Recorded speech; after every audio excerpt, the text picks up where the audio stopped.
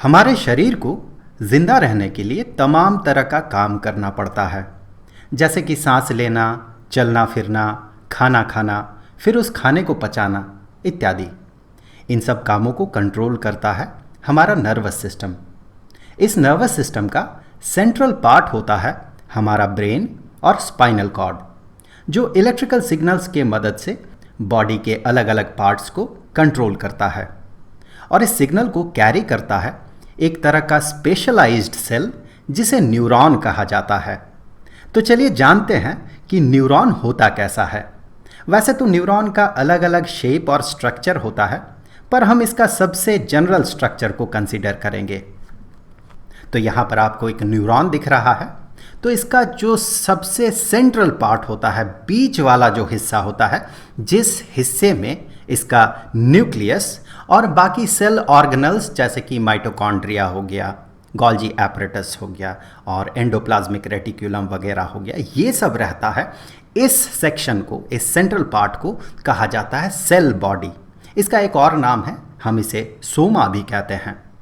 और ऑब्वियसली इसके बीच में इसका न्यूक्लियस होता है। इस सेल बॉडी से बाहर निकलता है ब्रांचेस की तौर पे डेंड्राइट्स। यही डेंड्राइट्स सिग्नल को रिसीव करता है और सिग्नल को आगे भेजता है। डेंड्राइट्स की तरह ही सेल बॉडी से एक और लंबा सा पार्ट निकलता है, इसे एक्सन कहा जाता है। डेंड्राइट से सिग्नल आगे बढ़ते हुए सेल बॉडी होते हुए एक्सन होते हुए यह आगे ट्रांसफर होता है और ये एक्सन सेल बॉडी के जिस पार्ट से निकलता है, ये जो उभरा हुआ पार्ट है, इसे एक्सन हिलॉक कहा जाता है। ये एक्सन भी आगे चल के अलग अलग ब्रांचेस में टूट जाता है। तो इन ब्रांचेस को कहा जाता है एक्सन टर्मिनल्स।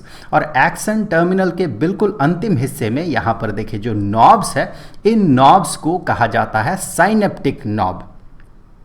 कभी कभार एक्सन जो है एक स्पेशल तरह के सेल से सराउंडेड होता है। इन सेल्स को स्वान सेल्स कहा जाता है। अगर एक्सन स्वान सेल से सराउंडेड हुआ तो इस तरह के एक्सन्स को माइलिनेटेड एक्सन्स कहा जाता है।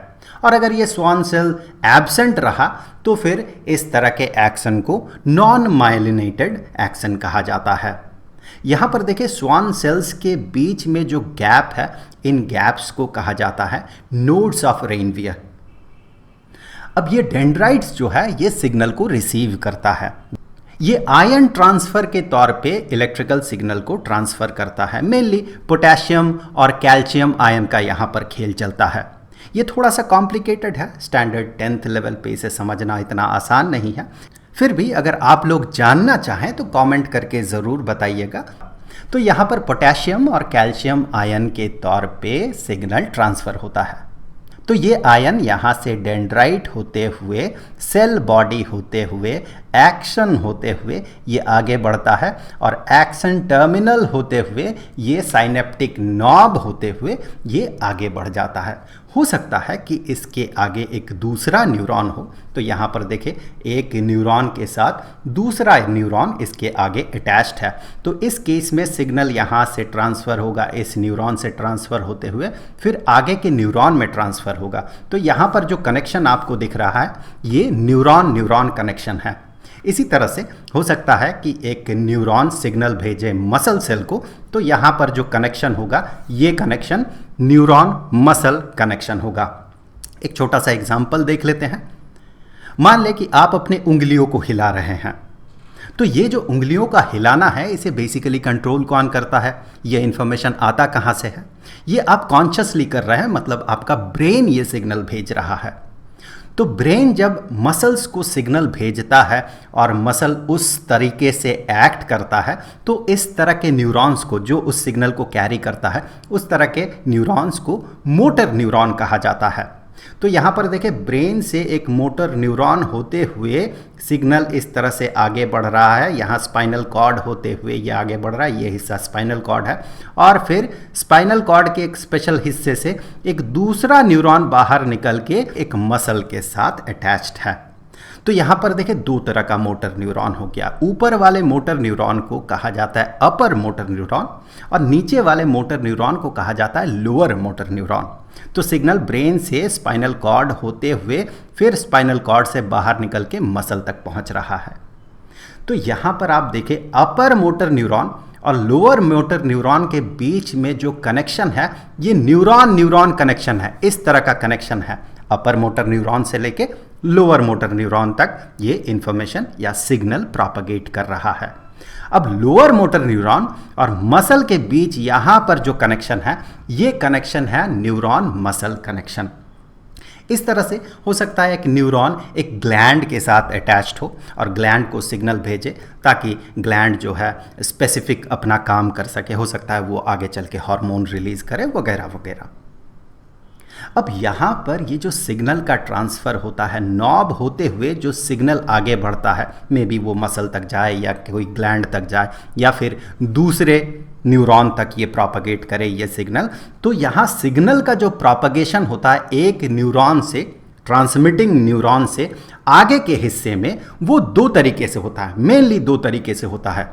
एक तरीका हो सकता है कि चार्ज का यानी कि आयन का डायरेक्ट ट्रांसफ़र हो। ऐसे केसेस में क्या होता है कि जो ट्रांसमिटिंग न्यूरॉन का नॉब होता है ये रिसीविंग ऑर्गन का जो रिसेप्टर है ये दोनों बहुत क्लोज होता है, बहुत ज़्यादा क्लोज होता है और चार्ज का डायरेक्ट ट्रांसफ़र हो जाता है एक हिस्से से दूसरे हिस्से में, एक न्यूरॉन से दूसरे हिस्से में ये ट्रांसफ़र हो जाता है। और दूसरा तरीका होता है न्यूरोट्रांसमीटर का ट्रांसमिशन।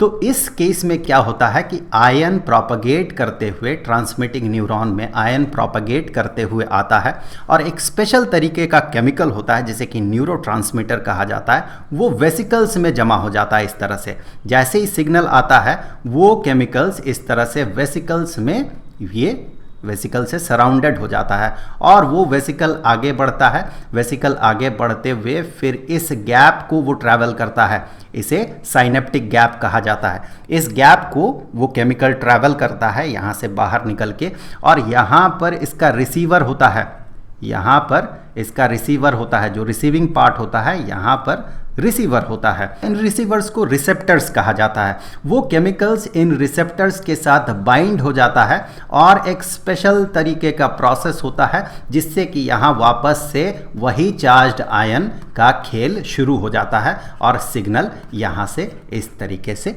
आगे बढ़ता है। तो आज के इस वीडियो में हम लोगों ने न्यूरॉन के बेसिक स्ट्रक्चर और फंक्शन के बारे में जाना जितना कि 10th स्टैंडर्ड के लिए ज़रूरी होता है। तो आज के लिए इस वीडियो में इतना ही, मिलते हैं अगले वीडियो में, तब तक के लिए खुश रहें, गुड बाय।